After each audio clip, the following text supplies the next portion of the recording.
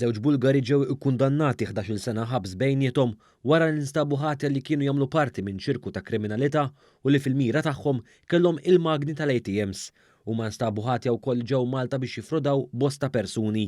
Fil-qorti ngħad li kien b'intervent f'waqtu tal-Pulizija Maltija li bil-kollaborazzjoni tal-kollegi tagħhom barranin ebda Malti ma jidher li spiċċa vittma ta' frodi ta' Polironov Spas Georgiev u Kitanchev Blagoj Zorov. L-awtoritajiet Maltin ġew marfa mill-awtoritajiet Bulgari li ż-żewġ irġiel kienu magħrufa mal-Pulizija Bulgara għat-teknika li kellhom sabiex jisirqu mill-ATMs tal-banek. Dan wara li nqabdu jagħmlu dan fil-Vjetnam.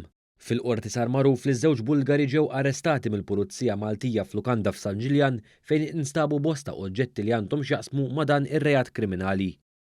Gurvinder Singh Indjan ta' 29 sena instab ħati li ħadd tipprova jidħol f'Malta b'21,000 euro mhux iddikjarati.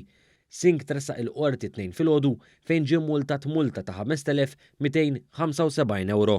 Il-qorti konfiskatlu wkoll 11,100 euro. Huwa twaqqaf mill-uffiċjali ta' dwana wara li sabulu 11,000 euro aktar minn dak stipulat fil-liġi. Eritrean ta' 22 sena intbagħat 6 xhur ħabs wara li nstab ħati li falsifika dokumenti foloz. Mirħawi Berħe nstab ħati wkoll jagħmel użu minn dawn id-dokumenti u li kellu fil-pussess tiegħu passaport Taljan li kien fals.